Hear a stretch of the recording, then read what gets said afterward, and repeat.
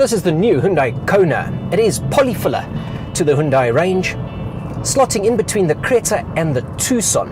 It's a compact crossover SUV. Goes up against the likes of the Toyota CHR, the Opel Mokka, Nissan Juke, and even the Mazda CX-3. It really is a saturated market.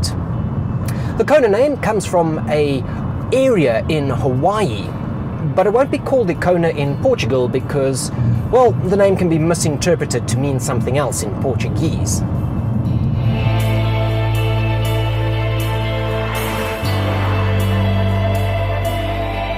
It's styled really funkily, and it's a radical departure from the traditional styling that we've seen from Hyundai of late. It is the hand of Luke Donkerwolke that has penned this one, and it seems he drew some inspiration from the Citroen Cactus and even the Jeep Cherokee. It's got this bumper with these DRL headlights that rest up top that look like they're the headlight, but they're not. The main headlights rest lower down in the bumper and are clad with a bit of a black surrounding. The same sort of treatment happens down at the back, where you've also got these tail lights with this black cladding around it. Down the side you've got some 17-inch alloy wheels, and overall it looks quite sporty. It really is funky. It looks rugged despite the fact that it doesn't have all that much ground clearance. The interior of the Kona is also considerably more funky. So we're getting splashes of color here. We've got it on the seat belts, we've got some piping and areas around the vents, and this comes in a red or a blue, and you can even get it in an acid yellow when you've got the yellow bodywork on the outside. Everything is pretty much, well, pretty nice to the touch. There's a leather-bound steering wheel, a leather gaiter around the gear lever, but some of the plastics do come across a little cheapy and plasticky.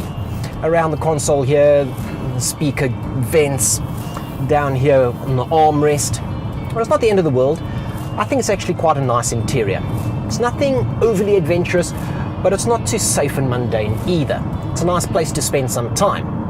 It's also got this beautiful 7-inch touchscreen infotainment system, which is fast becoming one of my favorites.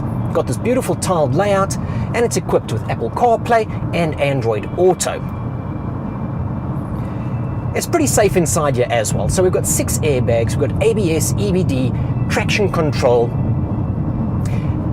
and the Kona's received a 5-star Euro NCAP rating, and that's the current 5-star rating, which means that this is pretty safe. You get a choice of 2 engines with the Kona. You get a 1-litre 3-cylinder turbocharged engine, the one we're driving here, and you get a 2-litre 4-cylinder naturally aspirated, and that's where it sort of picks up from where the Creata leaves off. The Creata only offers a 1.6 and then of course the diesel engine, and there's no diesel option in the Kona, not just yet. You're also not going to get it with 4-wheel drive.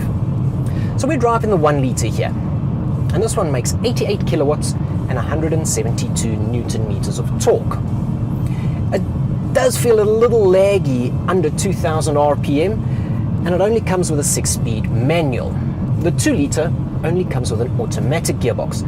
So I get a feeling that the 2-litre will be the one that gets chosen for the town driving, while this one makes sense for the longer journeys and the open road, because it returns very, very respectable fuel consumption figures. We're talking mid-7s here on a very combined cycle. The gearbox has a rather notchy shift to it, but it does feel good and it is rather direct. As a whole, the controls are pretty light. The drive itself is actually very, very quiet. I was pleasantly surprised by how quiet this car actually runs. There's a little bit of a 3-cylinder thrum up front when you're pressing on, but it really doesn't sound bad. Wind noise is kept down to a near minimum here, and there's so little noise intrusion into the cabin. It really feels well insulated. You're also going to get a host of mod cons on the interior. So you've got electric windows, you've got aircon. It's not climate control, but there is aircon, power steering, and the steering feels very, very good actually. It doesn't only feel good in terms of feedback, but it feels good in the hands. It's leather bound, and you also get this half leather interior, which means that the seats are going to stay warm in winter and cool in summer. The overall standard spec level is really, really high, and it does reflect in the price.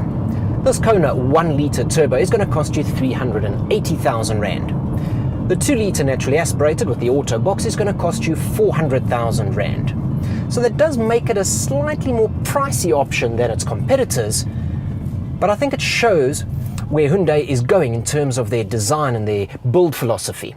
They're appealing to a younger audience, and that's not a bad thing. And if the vehicles continue to look this good, I think we can expect to see some exciting things from Hyundai in the future.